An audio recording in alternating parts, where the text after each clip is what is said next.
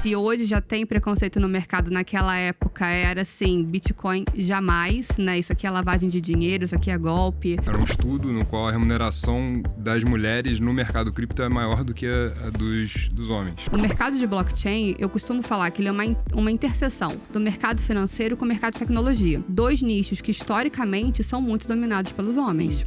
Então, se eu quero criar um produto para o futuro, quanto mais pensamentos diferentes eu tenho numa mesa, mais rico vai ser meu produto. Mas o intermediário tá aí para isso, né? Você não guarda o dinheiro no teu bolso, você bota no bolso do banco e fala, e se sumir? A culpa é do banco, eu vou atrás dele.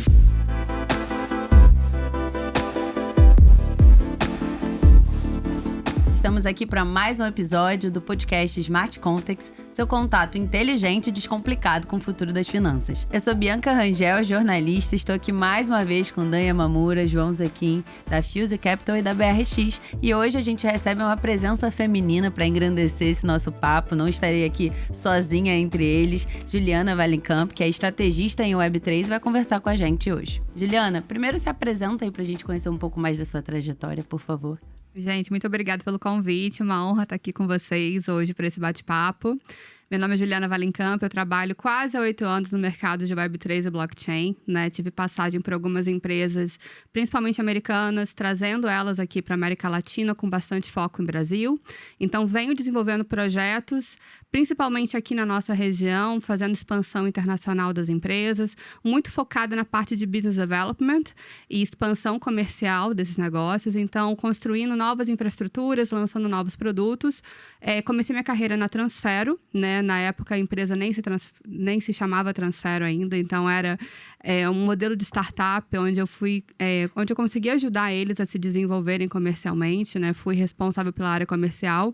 Depois eu fui para a Ripple, que é uma empresa já bem conhecida no mercado, dona do XRP, né, do token, e também do protocolo de FX, RippleNet, né, que ele basicamente ajuda a fazer transferências internacionais usando o token deles, o XRP, como esse meio, né, de troca. Depois eu fui para a Gemini, corretora, né, uma exchange que é dos irmãos Winklevoss, do Facebook. Na Gemini eu fui responsável pela parte de corporate strategy, em trazer eles para a América Latina, principalmente Colômbia e Brasil, para lançar a plataforma, e também olhei um pouco para a parte de ventures. E, por fim, fiz parte da BitGo, né, a empresa de infraestrutura que está no mercado há mais de 11 anos, muito forte na parte de custódia, né, custódia regulada, que é um assunto que hoje está muito em alta, e também fui responsável pela operação deles na América Latina. Em paralelo, ajudo algumas empresas, né, algumas startups, ou empresas de fora querendo vir para o Brasil, ou empresas do Brasil que têm alguma demanda específica, e sou apaixonada pelo mercado e vai ser muito bacana esse bate-papo. Maravilha. Deem aí também o alô de vocês antes da gente começar com as nossas discussões, por favor. Bom, vocês já me conhecem, mas eu sou o Dan e tô feliz hoje em estar aqui com uma primeira convidada, né? Perfeito. Vai ser bem legal. Vai sim. Eu sou o João Zequim e tô super feliz de ter a Juliana, que é amiga nossa há muito tempo, ajuda a gente na parte da BRX bastante. Então acho que o papo vai ser super interessante pela experiência dela no mercado, né? Acho que tem poucas pessoas no Brasil que viveram essa parte Web3 desde o começo. Quantos anos você falou? Quase 8. 8 anos. 8 é quase um Queria que século, fosse né? mais, né? Queria que fosse um século que eu teria pegado o Bitcoin lá a $300. E talvez nem estaria aqui hoje brincando, né? Bom, Juliana, ouvindo você falar, a gente tem essa percepção que você é pioneira em um mercado pioneiro, né? E por ser mulher, acho que isso tem ainda mais peso. Então, queria que você falasse um pouco de como é esse mercado para as mulheres, principalmente para aquelas que ainda não vislumbram estar no mercado de tecnologia. Esse é um tópico super importante, né? E até falando um pouquinho da minha trajetória, como é que foi a minha entrada no mercado. Eu trabalhava em TradeFi, né? Então, trabalhava com uma mesa de câmbio na época. Um amigo, que era pessoal, né? Durante um papo informal, durante um happy hour, trouxe uma demanda de uma empresa que precisava comprar Bitcoin no mercado lá fora, né? Que na época a oportunidade de arbitragem, né? A diferença de preço para Estados Unidos e para Brasil era muito grande. Então isso dava um lucro muito legal para as empresas. Só que o problema o ano era 2016. Se hoje já tem preconceito no mercado, naquela época era assim, Bitcoin jamais, né? Isso aqui é lavagem de dinheiro, isso aqui é golpe, nunca vou mexer com isso. Então, eles não conseguiam um parceiro bancário para fazer essa operação. Era uma operação redonda, com origem de dinheiro, a parte de compliance estava toda zeradinha, então tudo muito by the book, mas era difícil ainda essa interlocução com o mercado financeiro tradicional. Quando eu tive a minha primeira reunião com essa empresa, eu, né, que sempre quis ser referência em alguma área, né? Tinha esse desejo há muito tempo, quando eu comecei minha carreira profissional. Entendi principalmente alguns benefícios do mercado, né? Lá atrás, há 14 anos atrás, quando eu comecei a trabalhar, o meu mercado era commodity com trading. E eu operava muito África e Ásia. E naquela época, e até hoje, né, a gente tinha um problema de lei do pagamento internacional. Então, por exemplo, o meu cliente na África fazia um pagamento para a América Latina, isso podia demorar 7 dias. Eu falei, gente, isso aqui não faz o menor sentido, porque o meu e-mail está chegando agora para ele, né? E aí eu vi um déficit nesse mercado, só que desde então eu nunca soube, né, se teria alguma ferramenta mais eficiente para fazer isso. E aí, quando eu sentei com esse cliente pela primeira vez, eu falei, gente...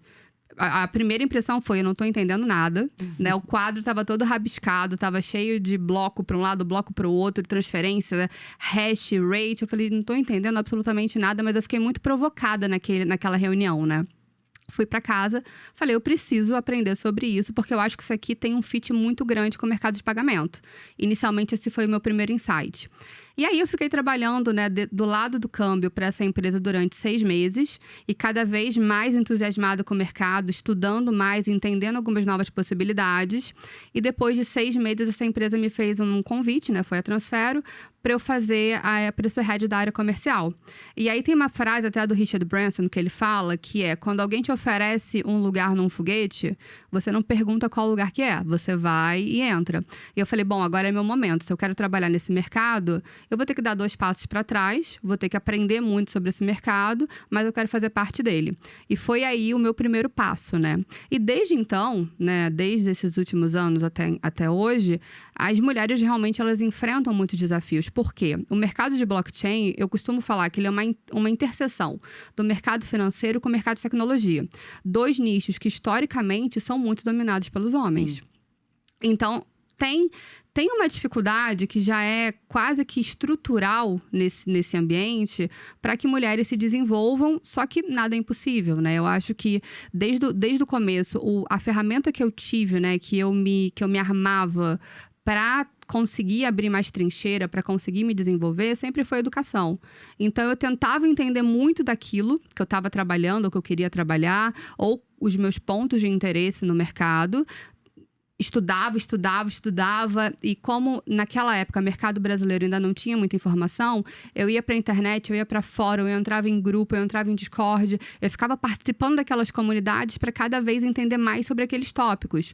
E tem tópicos que são muito complexos, porque lidam muito com tecnologia, né, e com a parte técnica da tecnologia, que ainda é mais densa, né? Então, tentei sempre me aprimorar, né, nessa parte de educação, tentei sempre ir muito fundo, né, nos detalhes das operações, nos detalhes das soluções. Só que até hoje, né, principalmente na área de corporate, na área de business, a gente vê uma presença feminina não tão abrangente como a gente gostaria, principalmente quem está desse lado da mesa, né? É um mercado que ele ainda oferece muita oportunidade. Então, ele ainda é um mercado que está se desenvolvendo, então ainda tem muita coisa a ser criada. E eu acho que isso que é o grande ponto de atenção aqui pra gente, né?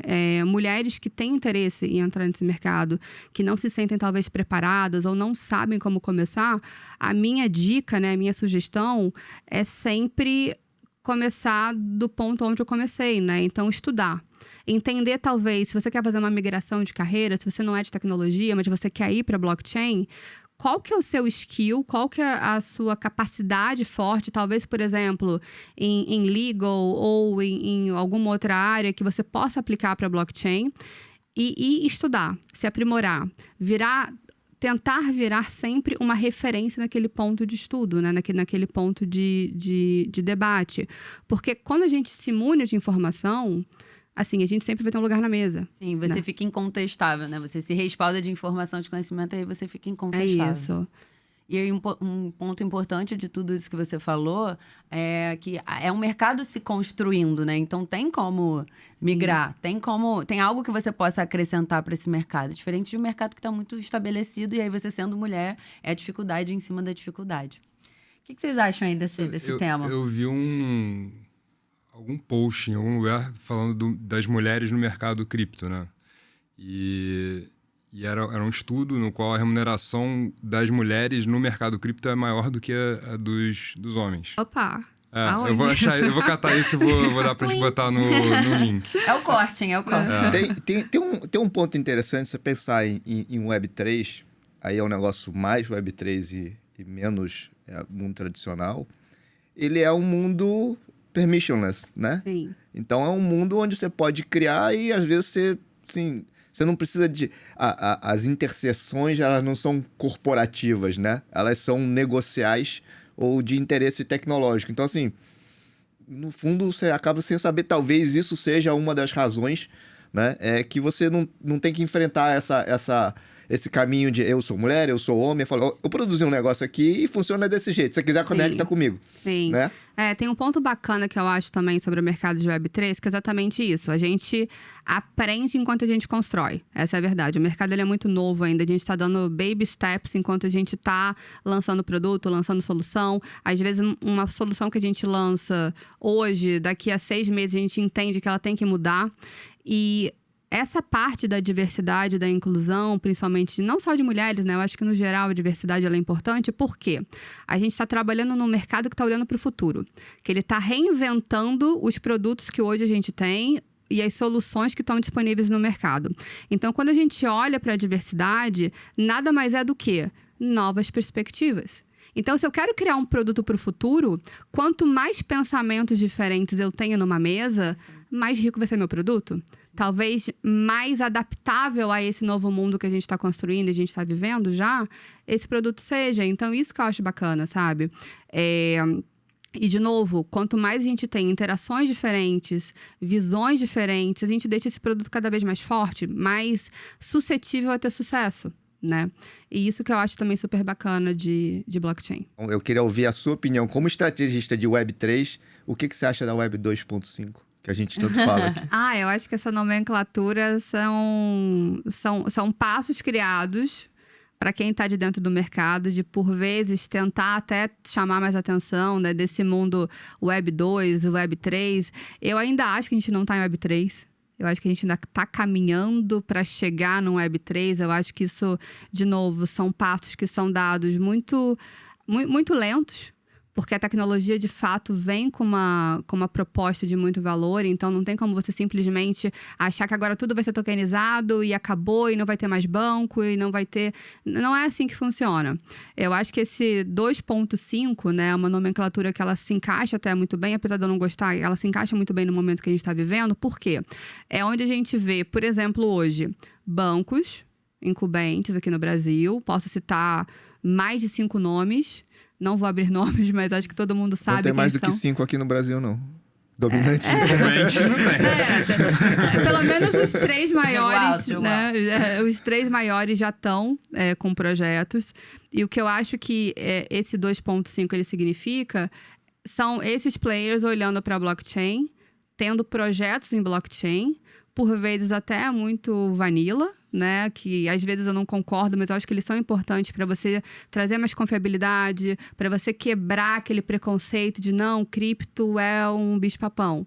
Então, quando a gente vê, por exemplo, um logo grande que a gente já conhece, que talvez é o responsável pelo investimento, pela conta corrente dos nossos pais há 30, 40, 50 anos, a gente fala, opa, então peraí, talvez cripto e blockchain não seja tão mal assim. Então, eu acho que é importante esse momento, né? Essa transição que o mercado vê hoje, que o mercado tem hoje. Sobre tendência, eu acho que o Brasil ele está muito à frente. A América Latina ele é líder. Eu acho que a gente virou realmente esse role model, né? Essa figura aqui no continente que, de fato, está puxando cada vez mais a agenda para frente. Eu acho que o papel do Banco Central ele é muito responsável por isso. Né? Todo o trabalho que o Roberto Campos teve é impressionante. e foi muito importante para trazer mais capital, para promover mais tecnologia, para desenvolver mais o mercado. Ele já foi responsável pelo projeto do Pix, né, que foi inspirado em blockchain, então isso já colocou o Brasil muito à frente, né? Quando a gente compara o mercado bancário brasileiro com o americano, o ACH, né, que tem nos Estados Unidos, que é como se fosse o nosso TED, ele pode demorar às vezes 3 dias para bater de um banco para o outro. Então, a gente já está muito à frente de alguns mercados. E quando o Roberto Campos olhou para a cripto, olhou para a blockchain, foi uma grande oportunidade de colocar o Brasil nesse radar mundial de, opa, aqui a gente é friendly, venham para cá, venham desenvolver projetos. Óbvio, né, que também é um processo lento quando a gente olha para o regulatório, mas, de fato, algumas agendas ficaram muito em alta nos últimos anos, né? Pós-pandemia e durante ali os últimos anos de pandemia, foi bem bacana observar isso. Tem a CBDC, do Banco Central, tem o Sandbox, né, com acho que mais de 40 empresas nos consórcios, trazendo novos projetos, novas soluções. O Banco Central está promovendo isso, ele está atraindo cada vez mais isso. Tem a própria parte de tokenização, né, que a gente já vê hoje grandes instrumentos, né, bancários sendo tokenizados por esses mesmos players. Então, isso também traz, né, essa adoção que é importante para o mercado. Tem as próprias exchanges, que já estão no mercado há muito tempo, as exchanges nacionais, os players de fora que vêm para o Brasil também. Então, a gente tem muita coisa acontecendo. E o que eu acho bacana é que hoje a gente já vê países lá fora olhando para o Brasil, né, tanto querendo trazer as empresas para cá, como, opa, o Brasil está fazendo assim. O que a gente pode fazer parecido? Como é que a gente pode usar, talvez, esse modelo do Brasil em outras jurisdições, né? E até fazendo um paralelo para um dos maiores mercados de tecnologia que a gente tem hoje no mundo, que é o mercado americano, a posição do regulador lá foi completamente diferente, né? Foi, primeiro, caçar as empresas, inclusive empresas que eram listadas, eram empresas públicas, que estavam fazendo tudo by the book, com transparência, né, agradando ou tentando agradar o regulador, e o posicionamento deles foi completamente oposto. E o que aconteceu com isso? Grandes nomes do Vale do Silício foram embora. Foram para Dubai, foram para Singapura, foram para Hong Kong, também para a Europa, né, procurando jurisdições que fossem mais acessíveis para o que eles estavam tentando desenvolver de tecnologia, né? Porque no final do dia, isso só atrasa desenvolvimento tecnológico, faz fuga de capital humano, que talvez seja o mais crítico, né, em tudo isso. Você tirar pessoas que estão desenvolvendo coisas brilhantes no seu país, porque, né, o regulador não está ali muito favorável. Então, o Brasil, ele realmente está muito diferenciado no cenário global. E tomara que a agenda continue, né? Tomara que o projeto de CBDC realmente vá para frente, seja um sucesso tão grande como foi o Pix, porque quando a gente consegue construir esse ecossistema aqui, a gente consegue, obviamente, trazer muito mais oportunidade para o mercado brasileiro, e eu acho que ele precisa, né? Nessas interações que vocês fazem em eventos internacionais, mesmo de negócio com os outros países, vocês ouvem relatos de gente lá de fora de como eles enxergam o Brasil se posicionando nesse mercado? É sempre uma surpresa, né? Quando a gente fala do tamanho da eficiência, da velocidade dos processos, principalmente na parte de pagamentos, né? Então, isso é uma realidade que nos Estados Unidos, por exemplo, as pessoas não têm essa percepção ou não têm esse uso mais institucionalizado, né? Existem soluções privadas, mas não são soluções que todos adotam, não são soluções criadas pelo Banco Central ou pelo regulador, né? Acho que essa ótica é bem diferente, né? Não, eu só ia complementar que, assim, eu acho que a gente está num momento no qual a gente está no meio da arrebentação ainda, no mercado em geral. E, assim, a gente fica muito preocupado, esse país regula assim, esse país regula assado. Eu acho que no final do dia, é muito parecido com o movimento de, se pegar assim, exemplo do Uber. O Uber, quando foi lançado, era proibido em vários lugares. Era um negócio que o regulador tinha muito medo, tinha uma pressão ali da instituição contra, né, por causa dos taxistas, enfim. O cripto é muito parecido. A aposta que a gente faz, eu acho que todo mundo que está sentado aqui na mesa está envolvido com esse mercado, é de que a gente vai passar a arrebentação e que, assim, vai ter uma demanda geral, global, por esse negócio, esse tipo de tecnologia. Então, de vez em quando a gente está muito no meio do negócio, a gente fica olhando, regulação ali, regulação aqui, regulação... A verdade é o seguinte, se o negócio é bom, e eu acho que todo mundo aqui acredita que a tendência é que exista pressão de demanda por esse negócio. E eu acho que daqui a 10 anos a gente vai olhar para trás e vai falar assim, cara, não faz sentido nenhum esse tipo de regulação proibitiva ou inibir esse tipo de tecnologia, porque é uma tecnologia que, em geral, ela é pró-evolução da sociedade. Obviamente, toda tecnologia nova, você tem maus atores que querem usufruir desse sistema novo. Agora, isso, no meu ver, é exceção. Em geral, a tecnologia é pró. Então, assim, esse momento de mercado que a gente vive, assim, meio turbulento, de regulação... Por que eu falo isso? Porque a gente viveu um momento muito positivo no Brasil, igual a Juliana botou, nos últimos 4 anos, que começou lá com o Pix. Pode ser que o momento do regulador mude, porque o regulador troca, político muda, enfim... O que eu acho é que, de vez em quando, as pessoas têm que sair um pouco do micro também. Tudo bem, a gente viveu um período muito bom. Talvez os próximos 4 anos não vão ser tão positivos. Podem ser também, mas ninguém sabe. São incertos. Mas eu acho que, em geral, a tecnologia é muito positiva para a sociedade em geral. Então, a população vai demandar que isso seja uma coisa mais mainstream do que é hoje, né? E eu acho também que acaba que, às vezes, muito da preocupação do regulador não é nem sobre a tecnologia em si, mas é sobre o compliance. Como é um mercado muito complexo, como eu falei antes, a transferência, né, o QIT, o que é o QIT? É Know Your Transaction. Então, da onde está vindo por exemplo, esse Bitcoin, para onde está indo, ou essa stablecoin, eu acho que essa é a maior preocupação do regulador para você realmente ter esse controle de capital, né, e evitar operações que são ilícitas, que são fraudulentas, que podem estar incentivando, né, terrorismo, essas... Sim. Você pensar assim, quem conhece a tecnologia sabe que ela é uma tecnologia muito mais transparente do que a bancária atual. Com certeza. Então, assim, você tem a pesquisa que parece que 2 trilhões de dólares são lavados anualmente de dinheiro no sistema bancário tradicional. 98% das transações de lavagem de dinheiro não são detectadas. Porque são com notas também, né? Tem esse fator. Assim, o cara tá querendo lavar o dinheiro. Tá ali, alguém tá tentando pegar ele tá arrumando outros jeitos. Sim. Ok. Só que acontece, como é um mercado novo, e as pessoas que são contra essa evolução, porque obviamente existe interesse de todo lado, jogam a luz nesse ponto dos maus atores. Só que o mau ator existe em todo lugar. Exatamente. Golpe existe em todo o mercado. Todo o mercado. E até um ponto que eu já toquei algumas vezes é que, às vezes, as pessoas elas temem uma mudança porque elas não conhecem. Né? Isso aí, historicamente, sempre foi assim no mundo, né? Medo do desconhecido. O medo do desconhecido. Então, eu não entendo disso, então isso aqui não presta.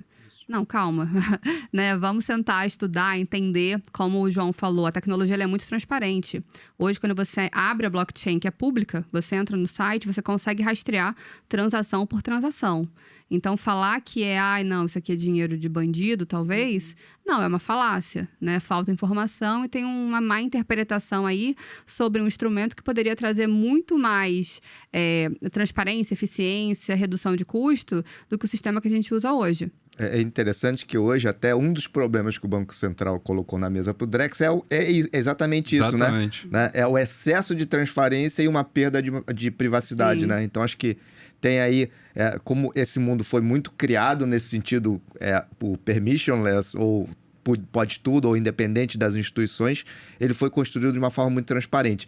E aí acaba você tendo alguns tipos de barreiras de privacidade que o sistema bancário tem, né? Então, assim, que é o sigilo bancário, o sigilo das pessoas, da movimentação das contas correntes. Então, acho que isso é um ponto que é engraçado, né? Sim, porque do mesmo jeito que o pessoal fala que é irrastreável, ele fala, mas espera aí, tem excesso de informação, né? Então, acho que tem um ponto aí que, obviamente, vai se encontrar uma solução, porque vai ser uma solução tecnológica, né? Vários tipos de solução hoje já existem para esse tipo de problema. E eu acho que, voltando a um ponto que você colocou, se talvez com o próximo Banco Central vai ter a mesma velocidade ou não, acho que a velocidade, eu concordo com o João, a gente não sabe, né? É desconhecido, mas eu acho que esse tema, ele já começou a ter uma inércia positiva, né? Não tem como voltar atrás. As próprias entidades privadas, elas já entendem que esse é um assunto que ela tem que começar a dominar e usar e tirar benefício dessa tecnologia, assim como outros entes do governo, como o Tesouro, né, que já começa a fazer experimentações de emitir títulos de forma digital. Então, assim, eu acho que esse movimento essa roda já começou a girar, né? Então, acho que tem essa inércia positiva que acho que mesmo com a troca do Banco Central ou do presidente do Banco Central, esse movimento ainda tende a continuar. E tem um ponto também que quando o usuário ele já se entendeu com certa autonomia que ele não tinha, isso não tem como voltar atrás. Porque a própria população ela vai cobrar que isso permaneça, né? Numa crescente de autonomia, né? De descentralização. Esse ponto do usuário é um ponto interessante, porque principalmente quando a gente está falando de 2.5, né? A gente está falando um pouco mais ainda numa camada de infraestrutura, né? Onde o usuário ele não enxerga a blockchain, mas eventualmente ele enxerga o benefício. Né? Então, talvez aquele benefício foi colocado para o usuário, seja ele uma pequena empresa ou seja ele uma pessoa física, ele não vai querer mais abrir mão. Pode ele não saber o que tem por trás daquela solução, mas acho que é um negócio um pouco diferente, né, do Pix que você vê, né? Você está usando aquela infraestrutura, né? No seu dia a dia ali. Então, assim, talvez não tenha ainda não tem, né, um caso de uso, né, assim, que a população consiga perceber. Talvez apareça em algum momento, deve aparecer, mas acho que principalmente nesse começo é muito mais um negócio de infraestrutura, né? Eu acho que a gente divide, inclusive, os usuários em duas verticais diferentes, né? Níveis de consciência, né? A gente tem, por exemplo, o perfil investidor. O perfil investidor, ele já tem uma natureza que ele tem, por exemplo, um acesso mais a risco, ele gosta disso, ele tá ali aberto para uma volatilidade super alta, né?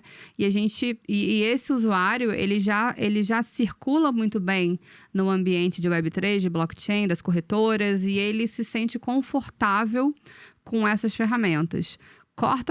A gente tem uma grande massa da população que ouve falar, que não tem acesso direto, e eu acho que essa sim, e talvez um produto, né, como o Dan estava falando, para essa grande massa, seja o ponto mais divisor de águas, né, nesse momento que a gente vive. Por quê? Muito se falava até pouquíssimo tempo atrás que a gente tem que educar o mercado. Educar o mercado. Eu escuto isso já há muitos anos. E qual que é a minha interpretação hoje? Eu não preciso educar o mercado. O meu cliente final, ele não precisa entender o que é uma hash rate. Eu não quero que ele entenda sobre blockchain, mas eu quero sim o benefício. Ele tem que entender o benefício, ele tem que entender que é mais barato, que é mais eficiente, que é mais rápido. E aí sim ele vai ver valor na blockchain. Mas a UX, né, a interface para ele vai ser tão simples que assim, se eu estou usando blockchain, se eu estou usando qualquer outra ferramenta, não me importa, mas eu vejo um benefício nisso. E para mim, os casos de uso, né, que vão ser concretizados daqui para frente são exatamente esses, onde pessoas, empresas, corporações, governos vão usar um ecossistema, né, uma arquitetura, onde eles se beneficiam de muitas coisas, mas eles não precisam entender. Por exemplo, né? Ia te pedir esse exemplo aí. Não, é até uma brincadeira que eu faço. Como é que o micro-ondas funciona? Eu não tenho a menor ideia. Eu não tenho ideia como é que um carro funciona. Eu uso todo dia? Eu uso todo dia. O que significa o protocolo HTTPS? Não sei. Eu uso todo dia. O que eu ia te falar, você deu o exemplo do e-mail. O e-mail chega na hora, mas o dinheiro não chega. Sim. Esses problemas de estar no meio da inventação, você começa a ligar para uns problemas muito... Porque assim, o e-mail chega na hora, provavelmente muito mais rápido do que, o outro mais rápido é um telegrama, né? Que é provavelmente comparável. No caso do mas qualquer pessoa ao redor do mundo poderia hackear o seu e-mail e ler as suas mensagens. Pode. Mas quer mandar um telegrama, então? Sim. Tipo... Um pão no correio. Que assim, a gente fica preso nos detalhes, né, do negócio. Obviamente são pontos que tem que ser resolvidos, mas o benefício final é tão grande que esses detalhes, eles, ao longo do tempo, você vai começando a resolver, vai começando a abstrair. Assim, o lugar que a gente está hoje, a gente ainda está discutindo infraestrutura. É muito base ainda. A gente não está discutindo a aplicação. O melhor usuário é o usuário fantasma, que ele nem sabe que ele está usando o blockchain, né? Sim, eu ia levantar esse ponto para vocês. Nos últimos episódios eu provoquei eles trouxeram exemplos e cases de que o usuário final, digamos assim, ele não fazia ideia da infraestrutura, mas ele levou o problema e eles apresentaram a solução. Você teria algum exemplo assim nessa sua trajetória para contar pra gente? Eu acho que hoje tudo ainda está muito inserido no contexto de blockchain, de tecnologia e trazendo exatamente esses pontos, né? Sobre, por exemplo, qual layer usar, qual infraestrutura usar, qual camada usar. A gente tem algumas empresas já, principalmente voltadas para pagamento, né? Então, por exemplo, você viaja, você usa um cartão internacional que no fim ele está backed, né? Ele está, enfim, Lastreado, ele está lastreado, isso, em, por exemplo, stablecoin. E que você está usando, por exemplo, numa viagem internacional, você está na Disney comprando um café, comprando um lanche, comprando alguma coisa. E ele não entende muito bem como é que funciona aquilo, mas ele tem uma conta internacional que ele tem um benefício e a instituição que está fazendo essa emissão também tem um benefício. Por quê? Qual que seria o caminho contrário? Seria essa instituição ter uma conta eventualmente em Bahamas, em Cayman, ter um banco parceiro intermediário para proporcionar que o cliente final dele tem uma conta em dólar para que ele consiga usar. Hoje em dia, com stablecoin, isso fica muito mais facilitado, né? Obviamente que isso é um case que ainda também está sendo muito construído e bastante disseminado aqui no Brasil, inclusive. Quando a gente olha para o BRX, já é um case completamente diferente, porque a gente está entregando para o mercado, hoje, o mercado brasileiro, né, que carece, tem uma demanda reprimida muito grande de crédito, porque as taxas são muito altas, é um mercado muito concentrado, a parte de liquidez ela é muito restrita, então a gente tem realmente cases que precisam muito dessa solução. E aí, o que você faz? Você conecta com uma infraestrutura que hoje já tem uma originação, que tem o tomador, que no meio disso tudo tem tudo orquestrado em smart contract, de uma maneira inteligente, rápida, eficiente e programável, e que no final do dia quem está tomando crédito não entende, não precisa entender o que está acontecendo ali no meio, né? Mas que traz uma robustez bem interessante e uma facilidade de transferência que não existia antes. Poderia existir, talvez, com outras startups fazendo planilha. Que aí você tem o fator humano ali de erro, que obviamente a gente tem que contar, porque funciona. Quando você programa um smart contract, é como se aquilo ali tivesse escrito em pedra. Até alguém mudar o que está escrito em pedra. Tem que seguir aquelas regras. Então, você traz uma confiabilidade bem bacana, né? Que aquilo ali não vai estar passível de erro, porque tem um algoritmo ali no meio, né? Em matemáticas que todo mundo confia. 1 mais 1 sempre vai ser 2, né? Quando a gente tem fatores humanos estruturando, né, orquestrando aquilo por trás, aí pode ser que um dia, eu estou um pouco desatento, apertei um botão errado, fiz uma planilha diferente. Então, é sobre isso, né? A gente está engatinhando ainda. Os produtos, eles estão sendo construídos, né? Eu acho que, inclusive, muitos produtos financeiros que a gente vai usar daqui a 10 anos ainda não foram criados, ou podem estar em white paper hoje. Podem estar ali no porão de uns alunos de Stanford quebrando cabeça e tentando colocar aquilo de pé. Mas a gente ainda não tem essa visibilidade de como que o mercado vai ser. Só que a gente já entende algumas premissas e a gente hoje tem uma grande tecnologia, que é uma grande ferramenta, que ela pode ser aplicada para mercado financeiro, ela pode ser aplicada para supply chain, ela pode ser aplicada para healthcare, ela pode ser aplicada para tantas indústrias, porque nada mais é do que uma estrutura organizacional, transparente, aonde todo mundo pode ter acesso, que estipula regras claras para que existam trocas ali por trás, né? Que podem, de novo, né, serem usadas para qualquer mercado. Algo acrescentado? Não, acho que tem um ponto interessante, que muitas dessas estruturas, ou na verdade a primeira leva de inovações, ela é baseada ou inspirada no que a gente já tem hoje, melhorar aquilo lá, né? Que acho que é o ganho marginal ou incremental, né? Agora, a verdadeira revolução em termos de produtos, acho que tá o que a Juliana falou, assim, acho que a gente nem é capaz de prestar... A gente tá? Porque a gente fica pensando fora da caixa toda hora. Mas se eu colocar como uma média, assim, acho que a média, ela tende a melhorar os produtos que estão aí do que trazer os produtos que são fora da caixa, né? Um exemplo que a gente, desse meio fora da caixa, é aquela história de cadeia de suprimento, né? Então, assim, você emitir uma moeda onde você tem uma cadeia muito comprida de suprimento, onde o maior comprador deles, ou sei lá, uma multinacional que tem uma cadeia enorme de fornecedores, você tomar o risco de crédito dessa multinacional para financiar a cadeia inteira, né? Isso é possível, Né? Isso, tecnologicamente, não é uma coisa tão complicada. Né? Então, e isso o que vai fazer? Vai reduzir o custo, taxa de juros da cadeia como um todo. Né? Então, isso é uma ideia que a gente já discutiu, a gente já evoluiu, já fez algumas coisas, mas assim, a gente ainda não conseguiu botar de pé. Mas tecnologicamente isso é super possível, né? Então tem que juntar aí as partes interessadas e falar, você faz isso e a gente bota para rodar. Né? Então acho que precisa muito mais de convencer os entes envolvidos do que a tecnologia tá aí ou não tá, e a própria regulamentação desse tipo de produto, né? E isso até tudo ser permissionless, né? É porque a gente ainda tem que convencer as pessoas a irem para esse mundo. A partir do momento que eles forem, que as coisas começam a ficar mais permissionless. Mas acho que a Juliana botou de um jeito muito, muito bom essa parte do erro humano, né? Que é um negócio que a gente não calcula, não coloca na conta, né? E assim, tem o ditado, errar é humano. e assim, na roubar também, né? Aparentemente. Mas a época que eu trabalhava em corretora, todos os clientes já tinham um sistema para operar. Vocês tinham um sistema para operar. E por que o cara passa a ordem para eu operar para ele? Por quê? Para o erro ser meu e eu assumir o erro, o custo do erro. Ele me paga por isso. Então, assim, tem um preço, né, estabelecido para o erro. A partir do momento que você coloca tudo em código, você não tem erro, tem menos erros, né? E só o custo disso, num sistema do tamanho do sistema financeiro, já é um negócio boçal. E eu acho que poucas pessoas levam isso em conta. É um bom ponto. Você paga pelo erro, né?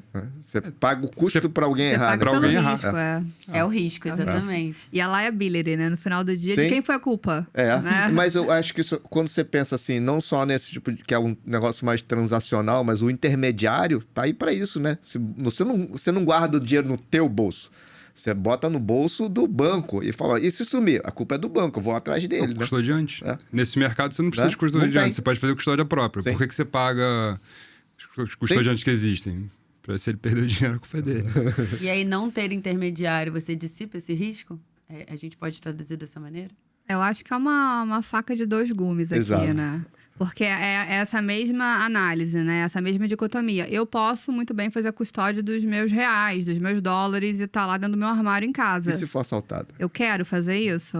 Talvez eu não queira. Mas você viu que você introduziu uma escolha, né? Que não existia antes. Sim. Hoje você não tem opção. A possibilidade, né? Hoje o teu dinheiro tá no banco. Tudo bem, você tem a opção de guardar em casa, mas é um pouco inviável. Mas agora você tem uma escolha.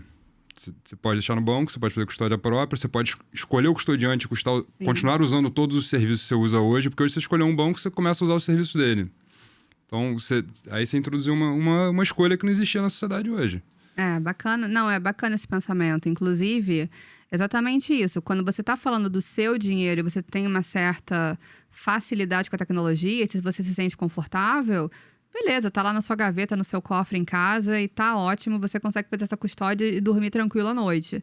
Se você não se sente tão à vontade assim com a tecnologia, aí acho que eu prefiro deixar para você custodiar para mim, né? Porque volta para essa reflexão. É um pouco do que você falou, porque ainda a experiência ela não é tão boa, né? Então, assim, a pessoa sente essa barreira tecnológica porque não tá fácil. Né? Mas no momento que tiver fácil e muito claro para ela as opções, os riscos, né? Acho que assim, fala, tá bom, então minha casa é segura, eu prefiro ter a custódia eu mesmo. Bom, eu como estranha nesse ninho aqui de tecnologia, eu ouvi um termo esses dias e fiquei extremamente curiosa, guardei a curiosidade pra gente conversar aqui. Meme coins. O que são os meme coins? Você consegue traduzir pra gente? Bom, antes eu acho que a gente tem que dar um passo para trás, né? Boa. A comunidade cripto, ela foi muito desenvolvida em torno de comunidades, né? Então, o que são as comunidades? São grupos na internet que desde sempre se reúnem para discutir alguns temas. E a comunidade, ela é muito aficionada pela tecnologia, né? Então, são grupos que, por vezes, se conhecem há muito tempo, trocam figurinhas, trocam sobre a tecnologia, trocam sobre projetos. E tem também, obviamente, a parte divertida da internet, né? Que é onde entra também muito do Twitter na época, né? Agora X, sobre esses projetos chamados meme coins. Quando eu entrei no mercado, até falando um pouco sobre ciclo, né? Eu vivi vários ciclos, né? Então, teve lá atrás um ciclo de ICO muito grande, né, onde tinham muitos projetos de ICO sendo criados, e com eles vieram também O que é um ICO? Boa, Dan. Dan tá Então, vamos quase lá. jornalista. ICO é Initial Coin Offering, nada mais é do que a oferta para mercado de um token novo. Eu criei um token, eu vou para mercado, eu anuncio esse token e eu faço um ICO, né? E junto com dentro desse mundo, né, dessa amostragem de ICO, vieram as meme coins, que lá atrás, e eu não sei porquê, não sei se vocês sabem a história, mas eles eram muito criados em volta de cachorros, né? Então teve o Dogecoin, que eu honestamente, eu nunca fui atrás para entender a história do Dogecoin, que é um Shiba, né? É o Shiba. É um Shiba. E ele foi um sucesso, assim... A Shiba é japonês aí. Será que tem a ver com Satoshi? Foi você que fez também? Além do Bitcoin? E era um cachorro, basicamente, que as pessoas compravam. O mercado de cripto, ele sempre respondeu de maneira inelástica, né? Oferta e demanda. Então, muita gente falando nas comunidades sobre os tokens. Isso tende a crescer, né? Tem esse movimento manada, né? Então, as comunidades, elas se apoiam ali até numa pseudo-manipulação, não queria usar esse termo, mas lá atrás existia muito, né? Tinha as whales, as baleias que compravam muito, vendiam muito. A gente viu o mercado oscilar muito. Acho que hoje em dia ainda tem, mas não tão forte isso. E vieram os meme coins, né? Então, basicamente, são memes, né? São projetos engraçados que as pessoas criam para fazer piada, né? Com algum tema específico em cima. E aquilo ali tem uma comunidade muito forte, né? Então, ainda depois de Dogecoin, tiveram tantos outros. Depois teve o Pepe também, que foi um sucesso. Agora, né? Foi ano passado, Foi. 2 anos atrás. Pepe tá gigante. Eu lembro que eu fui numa conferência, que eu fui na Bitcoin Miami ano passado, e tinha uma área da conferência que ela era dedicada a uma galeria de arte só pro Pepe. Então, assim, você via a obra do Michelangelo, que no fundo tava ali, não era Mona Lisa, era o Pepe. Aí você falava, gente... E pessoas comprando isso, né? Então, pessoas, obviamente, que são muito felizes com o Pepe. Você sabe o que é o Pepe, né? Não. É aquele sapo. É o sapinho. É o sapo. Ah, Então, imagina a Mona Lisa com a cara do sapo. É isso aí. Não, e eram várias obras, era assim... peculiar, eu ia falar engraçado, mas eu vou trocar para peculiar. E assim como, né, esses projetos, também tem projetos que hoje estão sendo muito falados, estão muito em alta. o que você comprou e o que você vendeu? Eu não dou dica de investimento, isso aqui é completamente agnóstico, mas tem projetos hoje, principalmente pelo momento que a gente está vivendo de eleição americana, muito vinculados aos candidatos, né? Então, por exemplo, tem o Joe Biden e tem a moeda Boden. Tem o Trump e tem a moeda Trump. Tem uma moeda para Kamala. Tem outra moeda do Trump, na verdade, que é a MAGA, né? Make America Great Again. Eu acho que essa é dele. É dele. Eu sei que Tem ele uma comprou história, muito. é. Eu sei que ele comprou muito. Mas, e esses projetos, eles, por mais bobos, né, que pareçam, nesses últimos dias e semanas, onde as eleições estão cada vez mais afloradas pela proximidade que a gente está tendo, e por tudo que aconteceu também com Biden, né, ultimamente, as moedas oscilaram muito. Então, é papo de oscilar, assim, 30% num dia. E tem gente que se alavanca com essas moedas. Então, põe ali uma fatia do portfólio, se alavanca, espera, por exemplo, teve o pronunciamento do Trump durante a última conferência do Bitcoin nos Estados Unidos. E ali, naquele momentozinho, você captura um ganho percentual muito alto. Depois se liquida, ou não, né? A eleição ainda não veio. Mas é um mercado que ele gira muito, de novo, em torno de comunidades. Quando você olha a primeira vez, parece um negócio bobo, né? É um sapo, é o cachorro. Tem uma pergunta no mercado que ninguém consegue responder. Por que os memes de cachorro valem mais que os de gato? Na internet sempre foi meme de gato. É verdade. Ninguém consegue entender isso. Eu não conheço nenhum meme de gato, Então, na verdade. nenhuma Meme bombou. coin de gato. Esse tem Dodge, Shiba, tem um monte de meme coin de cachorro que bombou, enfim. Bom, se eu for fazer o paralelo com as figurinhas do WhatsApp, eu só tenho figurinha de cachorro. Então, acho que o cachorro engaja mais. Então. Mas Dog persons, né? Exatamente. Mas assim, você olha, primeiro é uma coisa boba, depois você começa a ver que tem uma comunidade gigante por trás. Aí vira um negócio de que valor que tem uma comunidade, né? Sim. É difícil especificar uma comunidade, né? E, assim, quando você olha o negócio do meme coin, você fala, isso que não tem valor nenhum, é só quanto... Mas tem algum valor, alguém tá pagando por aquilo. Então, intrinsecamente tem algum valor. Você começa a olhar a comunidade, sei lá, eu faço muita relação disso com um programa de afiliado, por exemplo. que é outro jeito de monetizar a comunidade. O futebol. Ou influencer, né? Sim. O grupo tem um peso. E assim, pra você ver o tamanho desse peso, é um meme de um cachorro, sei lá, que foi criado há 10 anos atrás, provavelmente. A gente tá aqui hoje num lugar totalmente diferente falando dele. Sim. Então, assim, isso aí já tá criando algum tipo de link para ele, cria relevância online, onde, assim... Hoje é uma guerra de atenção, né? Assim, então, assim, só da gente estar falando dele, já está criando uma relevância para ele maior online, a atenção é maior, mais pessoas podem se interessar por aquela comunidade, juntar, consequentemente, ter que comprar o token. Eu tive essa discussão, eu tive com o Vini, que é alguém que trabalha com a gente, em Berlim, numa conferência, e tinha um brother lá que era fã do Pepe. Do Pepe. E assim, eu fiquei provocando ele porque eu queria entender o que tá... O que se passa na cabeça? Passa na cabeça. Ele falou, não, 20% do meu portfólio é Pepe. Eu falei, cara, por favor, vamos sentar um tempo, tomar uma cerveja e você me explica o que você vê no Pepe. E assim, eu senti nele um senso de... que aquilo ele dava um senso de pertencimento nele, onde ele não tinha outro senso de pertencimento em nenhum outro grupo. Entendi.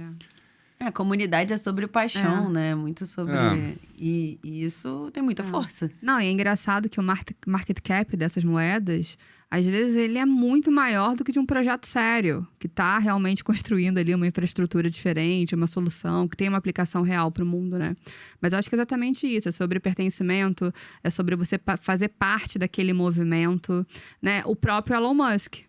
Ele foi um que mais impulsionou o Dogecoin há uns anos atrás. O Chief Meme Officer. E ele, eu não sei nem se ele acabou comprando parte ou não, mas ele postava no Twitter. Acho que ninguém sabe. Um mistério. Eu fiquei curiosa, porque assim, o Brasil é potência mundial em memes, né? O brasileiro tem uma capacidade para criar memes que é uma coisa inacreditável, louvável. Como é que o Brasil tá nessa discussão aí? Eu confesso que eu não conheço nenhum Não tem meme nenhum. brasileiro. Não tem nenhum relevante. Assim, não sei te responder. Olha a oportunidade aí. Exatamente, uma super oportunidade aí pros brasileiros Squidcoin. que já fazem isso muito bem. Não, gente, se a gente tá falando de cachorro, tem que ser o caramelo coin, né? Verdade, seria incrível, seria incrível. Eu ia querer. Bom, gente... Mas acho que é só um parênteses, acho que é interessante que a gente tá falando, quando a gente tá falando de memes, a gente muda um pouco o ambiente de discussão, né? A gente tá falando de equivalentes a criptomoedas, né? Sim. Então, assim, não são moedas, mas são, né? Então, tem um valor, valor né? ali que não tem valor, mas tem um valor, né? Então, tem um valor intrínseco ali e é muito diferente daquelas discussões anteriores que a gente tá falando. O blockchain vai usar isso, vai usar aquilo, vai facilitar aquilo, vai fazer uma transação mais rápida. E essa história do meme coin é uma discussão de criptoativos, né? Então, acho que Vamos posicionar, né? Acho que sim, são temas que usam a mesma base tecnológica, porém são coisas diferentes, né? Só que assim, por que um meme coin não pode influenciar um ativo de mundo real? Deixa eu te dar um exemplo. Imagina que você tem algum projeto, vamos falar assim, de um país. Você tem uma economia que ela... tem um custo de Brasil capital... é um meme coin? Não. Eu tenho na cabeça, mas eu não vou falar quem tem uma economia que ela emite tem um custo de capital muito alto. Assim, eu vou falar bem em termos de mercado de capitais. Cara, emite dívida muito cara. Sim. Ela não consegue se financiar, né? Se você consegue juntar um personagem, alguém que tenha um efeito de meme em volta dessa comunidade e eventualmente injetar dinheiro nesse país, comprar bonds desse país, você tem um efeito de mundo real e quase lastreado aquele ativo de mundo real. Então, assim, é um jeito de você monetizar aquela comunidade em prol de um bem comum e tangibilizar com ativo de mundo real. É um negócio que, assim, eu acho que ainda não foi explorado porque, cara, é tipo um negócio de NFT.